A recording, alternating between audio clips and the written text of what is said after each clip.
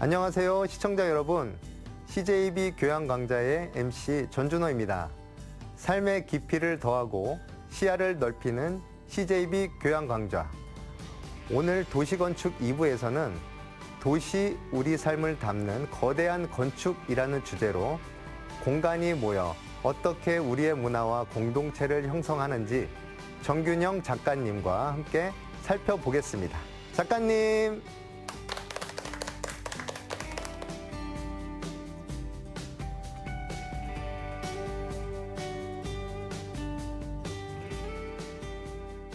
예, 안녕하세요. 오늘 강의를 맡은 정균영입니다. 오늘은 건축 강의에 이어서 도시에 대한 얘기를 좀 해보려고 그래요. 이 도시와 건축은 굉장히 밀접한 관계가 있는 것 같죠? 예. 그래서 사실은 그렇습니다. 도시라는 것은 건축의 연장선상에 있는 게 도시입니다. 그래서 여러분들이 항상 일상에서 숨쉬고 또 생활하는 공간 그 자체가 도시라고 할 수 있죠. 제가 하나 질문 한번 드려볼게요. 여러분들 중에 청주에서 가장 인상 깊고 기억에 남는 장소가 혹시 있습니까? 특별한 장소라고 생각되는 데가? 산성. 청주 시민들이면은 굉장히 상징적인 공간이죠. 공간이란 바로 그런 겁니다. 여러분들의 추억, 기억, 이런 게 담겨 있는 곳. 그런 것이 공간입니다. 그러면 도시란 무엇인가 한번 좀 생각을 해볼까요? 여기 보시면은 고대 도시가 보이죠? 예. 고대의 도시는 정치와 종교, 그리고 문화, 심지어 무역의 중심지. 예, 그런 역할을 했어요. 근데 근대 도시로 오면은 이제 산업혁명이 시작되면서 철도가 놓여지게 되고 교통이 좀 편리해지고 그러면서 이런 공장들도 많이 생기고 사람들이 도시로 많이 모여들게 되죠.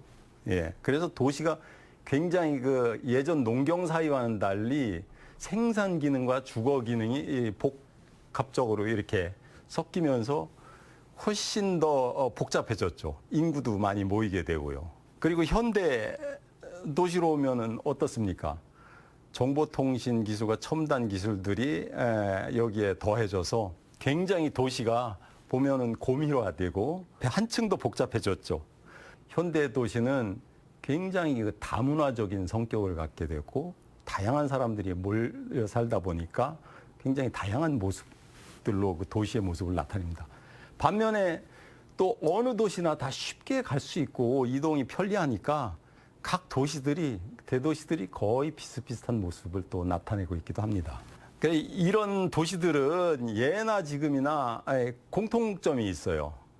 그 공통점이 대략 한 3가지 정도 저는 말씀드릴 수 있는데, 하나는 사람과 사람이, 대규모의 사람과 사람들이 만나는 공간이라는 겁니다. 그리고 두 번째는 많은 사람들이 또 교류하고 거기에서 기술이라든가 문화라든가 또 여러 가지 것들이 굉장히 융합적으로 섞여서 새로운 것들이 탄생하는 그런 공간이기도 합니다. 또 마지막으로는 경제 활동, 생활의 어떤 이런 것들이 다 중심이 되는 그런 어떤 중요한 포스트가 되는 것이 도시이기도 합니다. 예. 그래서 여기 있다시피 도시는 단순히 물리적 공간이 아니라 사람들이 모여서 만드는 삶의 이야기 그 자체입니다. 그래서 도시라는 것이 우리의 어떤 현재의 삶의 모습을 그대로 반영하고 있기 때문에 시대에 따라서 변해가는 그런 어떤 도시는 그 시대의 산물이기도 합니다. 예. 그게 바로 도시의 특징입니다.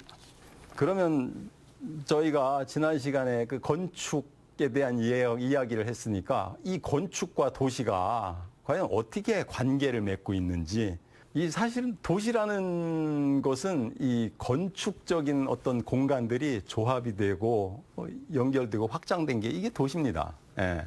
어떤 건축의 연장선상에 있다고 보시면 됩니다. 예. 왜 그런지 한번 볼까요? 도시를 이루는 하나하나의 어떤 물리적 구조가 바로 건축입니다. 그래서 건축과 도시는 상호 불가분의 관계를 맺고 있고요. 또 건축물은 도시 전체의 어떤 형상, 모습을 만들어내고 어떤 기능들을 만들어냅니다. 여기 보시면은 그 남산에 이렇게 올라가 보셨나요?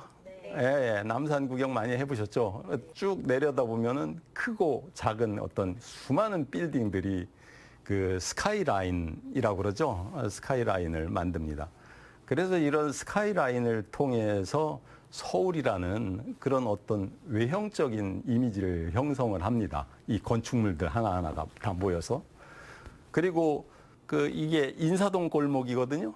인사동 골목에 가면은 이런 높은 빌딩보다는 낮은 어떤 건물들, 그리고 오래된 좀 그런 고풍스러운 건물들로 이루어져 있고, 사람들은 그 속을 굉장히 자유롭고 좀 한가롭게 이렇게 이야기하면서 거닐 수 있는 그런 어떤 분위기를 만들어냅니다. 그래서 건축과 도시의 어떤 상관관계에서 오는 어떤 또 다른 어떤 도시의 모습을 한번 더 볼까요? 자, 여기는 그 개선문을 중심으로, 이게 파리를 공중에서 찍은 거거든요. 개선문을 중심으로 이 방사형으로 도시가 이루어져 있죠. 왜냐하면 그때 당시 파리에 그 막 시민혁명이 그 전에 막 일어나고 그랬었거든요. 그러니까 시민들의 데모라든가 폭동이라든가 이런 것들을 효율적으로 딱 통제하고 진압하기 위한 그런 목적으로 저렇게 설계가 된 겁니다. 그렇지만은 그런 목적으로 예전에 설계가 됐지만, 또 우리가 저 파리라는 도시는 보면은 높은 건물이 없죠. 가면은 그 파리 가보신 분들도 있을 텐데, 가면은 빌딩이 없어요. 높은 빌딩들은 다 외곽 지역에 상업지구로 배치되어 있고 다 낮은 건물로 되어 있죠. 반대로 여기는 어딘가요? 뉴욕이죠. 예. 뉴욕은 그 중간에 어마어마하게 큰 그 센트럴 파크라는 그 공원을 중심으로 그 격자형, 도로가 격자형 이렇게 막 정사각형 바둑판처럼 이렇게 쭉 해서 설계가 됐고, 또 굉장히 그 계획돼 있는 그런 마천루들로 이루어진 그런 도시입니다. 그래서 학자들은 뉴욕을 그렇게 얘기합니다. 로마의 도로 시스템, 상수도 시스템과 파리의 하수도 시스템, 그리고 런던의 공원이 합쳐져서 만들어진 도시다. 이렇게 얘기하기도 합니다. 서울이라는 도시를 한번 볼까요? 뭐 제가 더 멋있는 곳을 일부러 안 찍어오고 잠실에 그 아파트 단지가 쫙 있는 데를 찍어왔죠. 근데 서울의 태반이 이런 곳이 많죠. 예. 그 서울만 그런가요? 우리 청주는 어떤가요? 여러분들이 보시기에 청주가 서울하고 크게 달라 보이나요? 예. 청주에 뭐 지금 수도 없이 그 아파트가 생기고 있죠. 우리 도시들이 지금 개성을 잃어가고 있어요. 예. 그래서 이런 것들이 좀 굉장히 그 심각한 문제라는 거죠. 그래서 지금도 뜻이 있는 그런 어떤 생각이 있는 시민들이나 도시계획가나 건축가들은 이런 거에 대한 대안을 마련하기 위해서 많은 고민들을 하고 있습니다. 당연히 정치인들과 그 행정가들 더 많은 고민이 있어야 되겠죠. 그래서 좋은 도시를 만들기 위해서는 결국 그 도시 계획이라는 것과 어떤 건축이 함께 작동해야 된다는 겁니다. 거리의 폭이라든가 또 아니면은 뭐 광장의 유무라든가 건물 높이, 공공기관의 위치 등등, 그런 것들이 건축적 고민과 어떤 도시적 그 공간에 대한 고민이 같이 어우러져야 한다는 거죠. 자, 도시가 과연 우리 일상에 어떤 영향을 주는지, 그 첫 번째가 그 삶의 리듬입니다. 삶의 리듬에 영향을 줘요, 도시가. 출퇴근 시간, 통근 시간, 또 이동 방식. 그리고 다음으로는 그 우리의 그 감정과 심리 상태에 굉장히 그 영향을 많이 줍니다. 예. 이 사회적 관계에도 굉장히 영향을 줍니다. 예. 공동체형 도시라고 그러는데요. 그 공동체형 도시는 사람들을 자꾸 교류하게 만들고 만나서 이야기하게 만들고 소통하게 만듭니다. 그러려면은 이런 보시는 바와 같이 이런 어떤 광장들 또 공원들 이런 것들이 많아야 됩니다. 세 번째로는 건강과 활동성에도 영향을 많이 줍니다. 예. 우리의 몸을 움직이게도 만들고 또 우리의 몸을 움직이지 않게도 만듭니다. 그리고 마지막으로 도시는 그 기회와 불평등을 만들기도 합니다. 사회적으로. 그러니까 교육이라든가 또 일자리, 그 문화에 대한 접근성 이런 것들이 그런 불평등을 결정을 하죠. 여기 보시는 거는 남아공의 케이프타운이라는 도시의 일부 단면입니다. 중간에 그 완충지대를 중심으로 해서 왼쪽에는 부자들의 그 주거단지가 있고요. 오른쪽에는 흑인들의 그 빈곤화된 그 어떤 주거단지가 이렇게 극명하게 나타나고 있습니다. 그러니까 여러분들 기준에서 좋은 도시는 어떤 건가요? 좋은 도시의 조건이 뭔가요? 편리성? 그러니까 편안하고 예. 즐겁고 편리성 어떤 편리성? 뭐 교통? 교통도 있고 문화도 있고 예. 뭐 우리 주부들은 백화점도 있고 아, 그렇죠. 그렇죠. 맨 먼저 좋은 도시는 그 사람이 사람답게 살 수 있는 도시. 이게 좋은 도시입니다. 맨 먼저 사람 중심의 도시여야 된다는 겁니다. 예. 좋은 도시는 사람이 걷고 머물고 그리고 이야기를 나누는 곳이 있습니다. 예를 들면 보행자 도로라든가 벤치라든가 가로수, 공원, 광장 등등. 이런 것들이 이제 그 사람 중심의 도시가 되기 위한 아주 중요한 요소들이겠죠. 예. 여기가 요즘 서울에서 제일 핫한 그 연남동이에요. 연남동 경의선 숲길. 서울시는 그 6km 기간, 용산에서 마포까지 그 6km의 철길 기간을 지하하고 여기를 다 길다란 그 선형의 숲길 공원으로 만들어 놨어요. 진짜 서울 한복판 심장 같은 곳이죠. 그 금싸라기 땅을 이렇게 시민들을 위한 공간으로 바꿔놓은 겁니다. 찾아가서 걷고 쉬고 이야기하는 공간으로 탈바꿈을 했죠. 저는 도시 재생이라고 그러죠. 도시 재생 사례 중에 굉장히 그 가장 모범적인 그런 사례가 아닌가 생각을 합니다. 그 좋은 도시가 되기 위해서는 그 접근성과 다양성. 그래서 누구나 쉽게 접근할 수 있고 또 다양한 삶을 포용할 수 있어야 되는 거죠. 노인이나 아이, 장애인, 외국인들을 모두 품을 수 있어야 되고요. 그리고 주거, 교육, 또 일자리, 여가 공간이 같은 공간에 있는 그런 도시가 굉장히 좋은 도시죠. 그리고 마지막으로 좋은 도시는 기업과 미래가 공존하는 도시입니다. 예. 그러니까 기업과 미래가 공존한다는 것은 바로 그 좋은 도시는 과거의 이야기, 역사 이런 것과 어떤 상상력, 미래의 혁신 이런 것들이 결합이 돼 있어야 된다는 거죠. 그 예로 스페인 바르셀로나의 그 슈퍼블록이라는 곳입니다. 이 바르셀로나에 가면은 이런 지역이 있어요. 그래서 예전에 바르셀로나가 근대 도시로 이렇게 진입할 때 인구가 갑자기 폭발하면서 주거 문제를 해결을 하기 위해서 저렇게 정사각형의 격자 모양의 어떤 주택단지를 네모나게 이렇게 해가지고 쫙 만들어 놨죠. 예. 그런데 현대로 들어오면서 도시가 더 복잡해지니까 그 현대에 나타나는 뭐 그런 문화들 이런 것들 문제들 이런 것들을 좀 해결을 해야 돼서 저거를 갖다가 9개씩을 단위로 다 묶어가지고 자동차 없는 거리를 만들었고요. 중간중간에 공원 같은 것들을 많이 만들었어요. 그래서 이런 공원들이죠. 그러다 보니까 이 공원을 중심으로 해서 거리들이 살아나기 시작했고 상가들도 살아나고 사람들이 누구나 가서 쉴 수 있고 또 자동차가 다니지 않으니까 걸어 다니는 그런 도시로 된 거죠.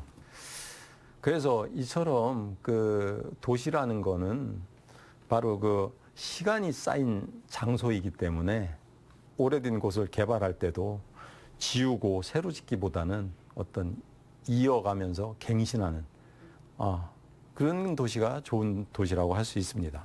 예. 그래서 이상에서 보셨듯이 좋은 도시는 바로 그 효율적인 시스템뿐만이 아니라 사람이 살고 싶은 곳, 그렇죠?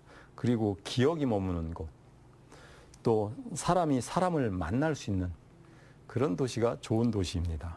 그래서 우리 모두가 도시를 생각할 때 사용자 입장에서 공동 설계자로 인식을 하면서 도시를 바라보면은 도시가 훨씬 더 우리에게 좋은 공간을 제공을 할 겁니다. 그래서 매일 아침 그 눈을 뜨고 여러분들이 나가는 공간이 바로 도시입니다. 그래서 그런 도시 모습은 결국 우리의 어떤 삶의 모습이 되는 겁니다. 오늘은 별빛 같은 나의 사랑아라는 곡을 준비해 봤는데요. 이 노래는 이제 물결치듯 이렇게 흘러가는 느낌으로 불러주시면 좋아요. 그래서 전체적으로는 그런 느낌으로 한번 불러볼 거고요. 그리고 뒷부분에는 사랑해요라는 말이 2번 나와요. 그거 한번 확인해 보세요. 2번 나오죠? 그래서 한 번은 조금 멀리 있는 이제 그대에게 사랑한다고 말하고 그 목소리를 듣고 가까이 왔다고 생각하고 한 번 더 말을 한다고 생각하면 감정을 조금 더 주기가 좋을 것 같아요. 그러면 음악과 함께 진행해 보겠습니다. 음악 주세요.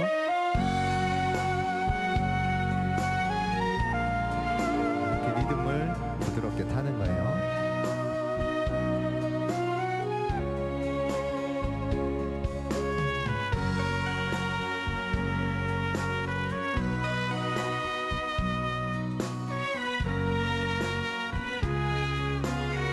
같이 해볼게요. 당신이 얼마나 내게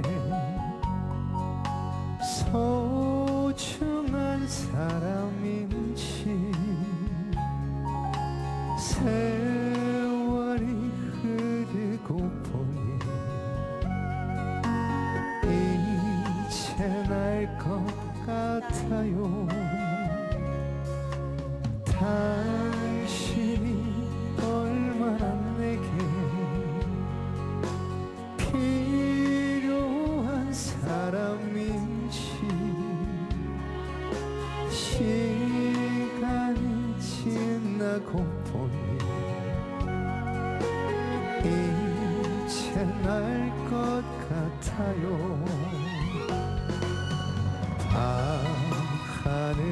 밤하늘에 빛나는 별빛 같은 나의 사랑아, 당신은 나의 영원한 사랑. 사랑해요, 사랑해요. 날 믿고 따라준 사랑 고마워요. 행복합니다. 왜 이리 눈물이 나요. 계속 리듬 타면서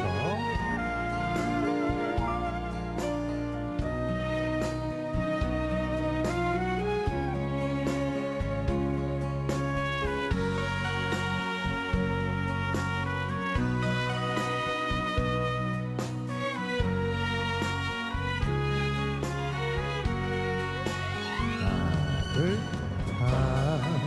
하늘에 빛나는 별빛 같은 나의 사랑아, 당신은 나의 영원한 사랑. 사랑해요,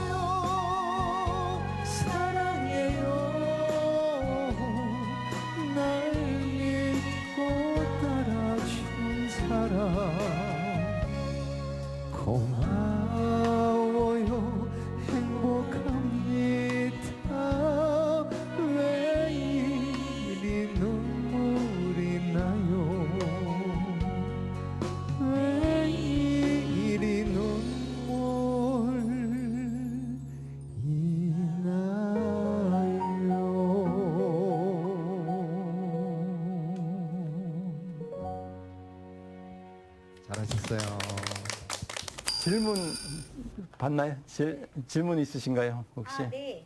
강의 잘 들었습니다. 네. 그러면 선생님 혹시 우리나라는 처음으로 아파트가 언제쯤 세워졌을까요? 예.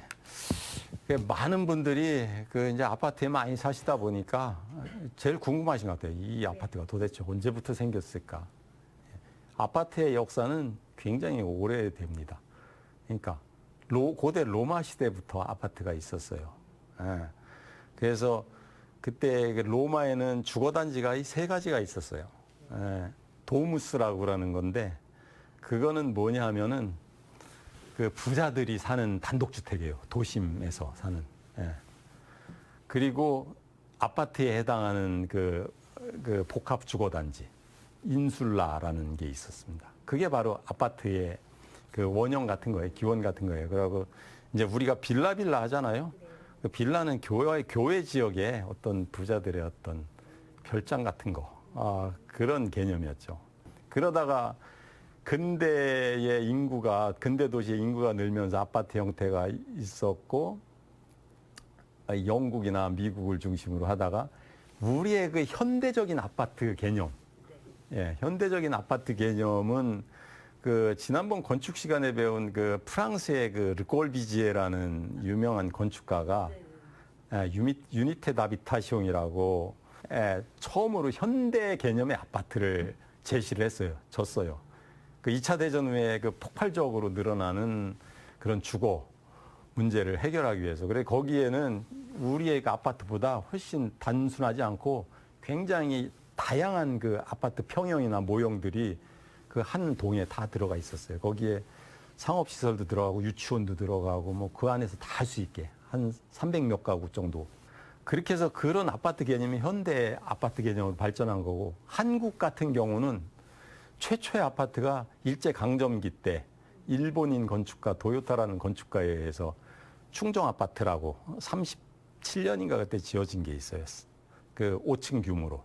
그러다 해방이 되고 나서 종암동에 종암 아파트라고 그 58년도에 3개의 동이 젖어 있죠. 326가구로 돼 있는 그런 현대적인 개념의 그 아파트들이 생겨났고, 그걸 보고 그 박정희 군사정권 시절에 주거 문제, 도시 서울의 주거 문제를 이런 식으로 해결해야 되겠다. 그 종암 아파트가 최초의 그 수세식 그 화장실이 들어간 아파트예요. 예. 그래서 그 모델을 본따서 대규모로 이제 마포의 그 마포 아파트가 1964년에 생기면서 우리나라에 아파트가 대규모로 보급이 되기 시작했죠. 네, 저도 질문 하나 드려보려고요. 해외여행을 이제 가다 보면 이제 건축물들을 많이 보는데요.